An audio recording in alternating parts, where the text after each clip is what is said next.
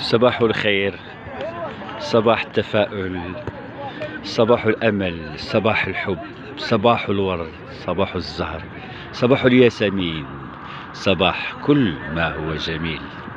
أنتم الحياة بألحانها ونغيمها، جنت من أجلها قلوب العاشقين وصولا إليكم.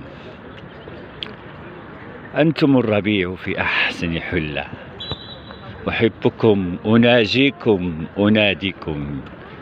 يا ليتكم تسمعون طيفي، يا ليتكم تناجون همسي، يا ليتكم يا ليتكم يا ليتكم. أنتم القمر المنير والصباح المشرق والشمس الدافئة.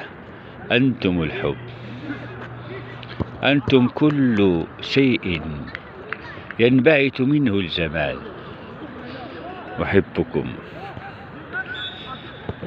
في هذا الصباح إن شاء الله الرحمن الرحيم، احنا متفائلين إن شاء الله الرحمن الرحيم بانتصار المنتخب المغربي. هذا ما فيه تشك،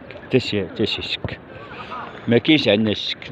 المنتخب المغربي ان شاء الله الرحمن الرحيم غادي ينتصر، وذلك ليس بعزيز علينا ولا بغريب.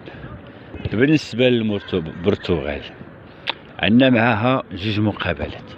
المقابله الاولى ربحناها في 86، واحد الربح اللي هو بين، واحد الربح اللي هو عريض عريض عريض جدا، يعني ربحناهم عن جدارة واستحقاق. عاود تلاقينا معهم في 2018، ربحونا، ولكن هي بالشمتة، وحتى التحكيم ما كانش موضوعي، يعني كان متحيز التحكيم. إذا اليوم إن شاء الله الرحمن الرحيم بهذه الشعلة الجديدة، بهذه الورود المتوهجة المتمثلة في حكيم زياش وفي نصيري وفي بونو وفي سيس وفي حكيمي وفي المرابط وما أدراك ما المرابط. إذن في جميع العناصر، وفي بوفال كذلك، جميع العناصر الوطنية بقيادة الربان المتمكن العجيب الساحر وليد الركراكي.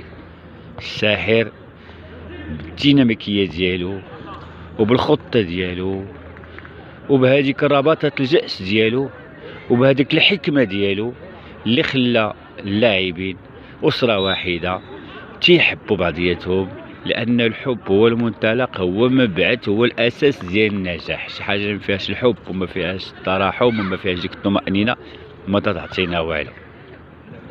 إذن اليوم إن شاء الله الرحمن الرحيم مربوحة مربوحة مربوحة، والوليدات تيلعبوا كرة، وإحنا حتى حنا غادي نلعبوا الكرة وغادي نجريو شوية باش نستعدوا إن شاء الله الرحمن الرحيم، نغوتوا ونحيحوا، وإن شاء الله يخرج الشعب المغربي ويعاود يحتفل اليوم. يا ربي يا ربي يا ربي يا ربي، دعواتكم دعواتكم دعواتكم دعواتكم هي اللي غادي تحقق لنا الامل. شكرا لكم.